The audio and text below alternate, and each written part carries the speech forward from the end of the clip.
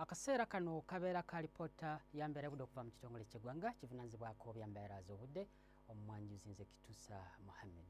Enkuba ekyatonnya mu bitundu by'eggwanga eby'enjawulo okusinziira ku alipoota ze tugendanga tufuna.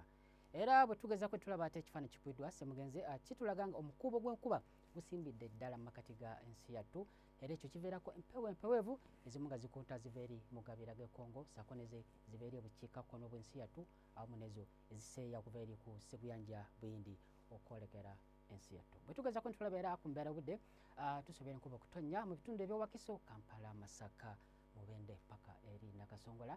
Ebugwanjuba nabwo tusoborawo enkuba okutonnya bitundu bingi Mbarara, Kasese, Masindi okuggyako awo Kabale omusana gujja kwaka.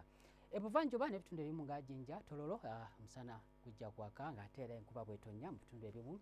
Okuggyako eri obukiikakkono ebitundu ebisinga obungi omusana gujja kuba nga gwaka mu biseera eby'okumakya okuggyako awo Lira tusoberawo olwandagirize.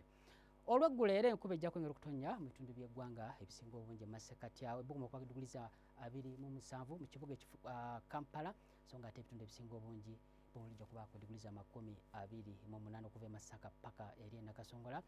Ebugwanjuba nawo era tusobera enkuba okutonnya mu bitundu ebisinga obungi ebbuguma okubaako ddiguli 28 Masindi, Kasese, so nga ate Mbarara 27 Kabale 24. Eri ebuvanjuba nawo era tusobera enkuba okutonnya mu bitundu ebisinga obungi ebbuguma okubaako ddiguli 28 Jinja, Tororo, so nga ate eri Soroti okubaako ddiguli 30. Ebukiikakkono nawo tusoberawo enkuba okutonnya mu bitundu ebisinga obungi wabula ebbuguma okubaako ddiguli 30 okuva eri mu Karamoja paka Gulu okuggyako awo Arua 28 Lira 29. Bwe tugezako ntulaba ate mu kibuga Nairobi nawo tusoberawo enkuba okutonnya ebbuguma okubaako ddiguli 25 London 21 Cairo omusana okwaka ne wamu ne Dubai kubaako ddiguli 27 30. Tweyanza okubeerako naawe beera bulungi.